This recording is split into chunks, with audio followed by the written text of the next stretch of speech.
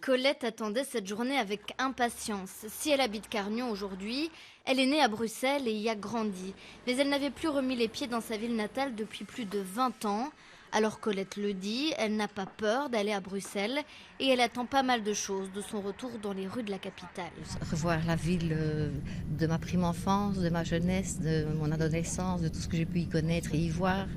Et aussi de revoir des moments, des endroits que j'ai vus, ce qu'ils sont devenus. Dès l'arrivée en zone bruxelloise, les premiers souvenirs de Colette reviennent. Ça, c'était construit quand j'étais jeune, ça. Certains bâtiments ne semblent pas avoir changé, mais ses premiers pas à Bruxelles, dans la gare centrale, l'impressionnent tout de même. Dès notre arrivée ici, en haut des marches, nous sommes à 3 mètres de paracommando. Je reste dans ma volonté et je maintiens le slogan Bruxelles, même pas peur. Je n'ai pas peur, mais j'avoue que voir les paras en armes de guerre, comme ça provoque quand même un choc émotionnel certain. Après un premier contact avec son guide, c'est parti donc pour un tour de Bruxelles à la découverte des chocolateries.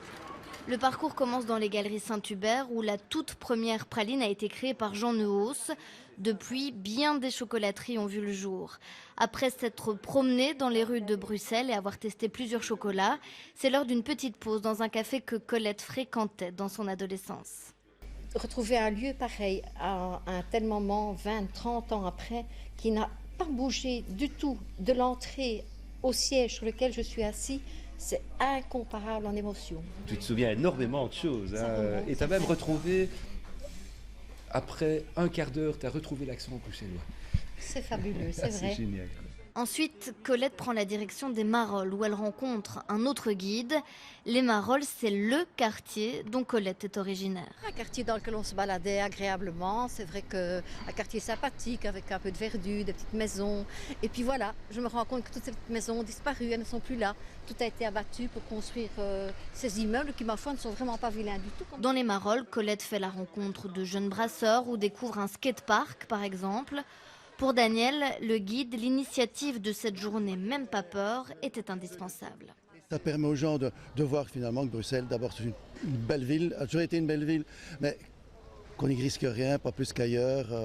Tout est safe, on est heureux de vivre ici. Donc. La journée de Colette à Bruxelles se termine tout doucement et finalement le choc du début avec les militaires à la gare a vite été oublié. On a passé une journée magnifique, on a marché de tous côtés, en long et en large dans Bruxelles, en plein centre et ici dans les Marolles. Avons-nous des problèmes? Absolument aucun. On n'a fait que de belles rencontres magnifiques avec des enfants, avec des adultes. Colette envisage même de retourner vivre dans la capitale.